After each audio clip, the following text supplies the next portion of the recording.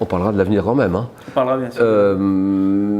Bon, moi j'ai eu une enfance difficile, très difficile. Je pense que j'aurais bien aimé, on ne peut pas la refaire bien sûr, mais avoir eu une autre enfance que celle que j'ai eue. Et ce qui m'a, finalement, cette enfance-là m'a donné envie de me battre après, pour essayer de ne pas connaître tout ce que j'ai vécu avant. Et donc, oui, la télévision m'a plu tout de suite, mais c'est plutôt la musique. Moi, mon père était musicien, je l'ai perdu il y a un an et demi. Très grand pianiste de jazz, orchestrateur, arrangeur, pianiste de jazz de Georges Hulmer, à la grande époque de Georges Hulmer. C'était un grand artiste, Georges Hulmer. L'idole de Charles Aznavour, Georges Hulmer. Paul Anka aussi, mon père, Raymond Lepers, a accompagné Paul Anka, qui est un grand artiste et qui est toujours sur la route aujourd'hui, Paul. Et donc, je pense qu'ils m'ont transmis ça dans les gènes. Ma mère était chanteuse aussi, elle est décoratrice d'intérieur, mais avant elle était chanteuse. Et chanteuse de variété, c'est comme ça qu'ils se sont connus. Ils se sont aimés, je suis né dans les coulisses des théâtres où ils se produisaient. Et voilà, j'ai toujours été attiré d'abord par la musique.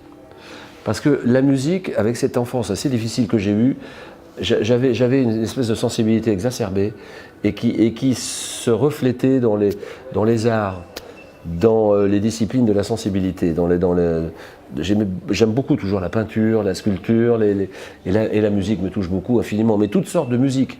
Donc je suis très tôt plongé dans la musique pour oublier ce que je vivais, qui était moyen. Et donc voilà, donc j'ai d'abord voulu faire de la musique. J'ai même chanté. J'ai fait 2 disques, j'en ai vendu 2 à mon père et à ma sœur. Bon, j'ai pensé qu'il fallait que j'arrête. Ou alors que je fasse chanter les autres. Ce que j'ai fait beaucoup de chansons, je continue à faire pas mal de chansons pour d'autres artistes que moi. Parlons maintenant de l'avenir. Mais c'est important l'avenir. Mais l'avenir éclairé par le passé. Par le passé, exactement. Hein, à la lumière de l'expérience du passé. Très important. Donc l'avenir, bon, il me reste encore de belles années, bien sûr. Et donc, je ne sais pas. Je ne sais pas. Parlons de l'avenir, mais que dire? Donc j'ai beaucoup de rendez-vous en ce moment, il se passe beaucoup de choses en coulisses. Voilà. Je ne veux rien annoncer aujourd'hui, mais je pense que je serai en mesure d'annoncer pas mal de choses au mois de septembre, on va dire. Voilà, en tout cas, on le sait maintenant, tu es l'électron libre. Tu es l'électron libre, oui. Autour de qui on gravite beaucoup. Oui. Tu m'as parlé de musique un peu. Est-ce que tu écoutes du rap? Moi, non, pas tellement. Enfin, il y a des raps réussis, bien sûr, mais c'est pas ma musique préférée. Un, ou peut-être pas? Non, j'aimais bien l'autre, comment il s'appelait, Caroline Chéry, qui pique ton cœur, là, comment il s'appelle, je me souviens plus. Dans le rap, je suis léger, mais j'aime bien le rhythm and blues, R&B, voilà. R&B, j'aime bien la musique classique aussi, j'aime toutes sortes de musique. Voilà, je pourrais en parler longtemps de la musique. Hein. Oui, j'imagine. Quel conseil tu pourrais vraiment donner à un jeune entrepreneur qui aimerait se lancer dans l'univers des médias, par exemple? Dans l'univers des médias, moi j'ai pas de conseils à lui donner parce que bon, j'ai démarré, je ne sais pas comment j'ai fait pour en arriver là où je suis.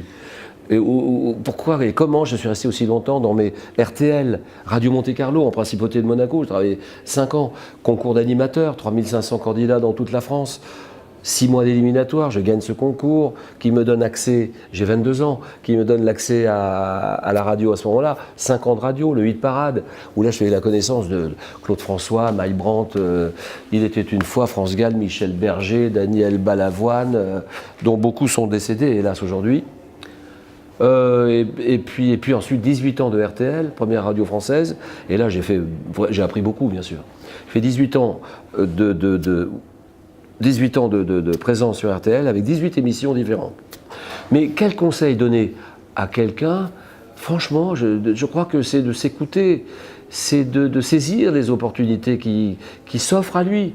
Car à un moment ou à un autre, on a toujours une espèce de chance. Mais est-ce que c'est vraiment de la chance? La chance, on l'attire, la chance. On la provoque. Oui, c'est ça, on la provoque. Donc, c'est de s'écouter, justement peut-être de ne pas écouter les autres. Voilà. Parce qu'on peut avoir raison seul contre tous. Bon, moi, je me souviens, au début de Questions pour un champion, j'étais très critiqué. Sur la façon de s'habiller, sur la façon de s'exprimer, sur la façon de se présenter, surtout. Finalement, ça a créé une personnalité, une espèce d'originalité parmi tous les autres animateurs. qui fait qu'il y a peut-être, pardon de ma prétention, mais une patte, une signature, une griffe, Julien Lepers. Voilà. Et voilà, mais si j'avais écouté les gens au début, je crois que je serais sous la table aujourd'hui. Bon. Donc je crois qu'il ne faut pas écouter les autres.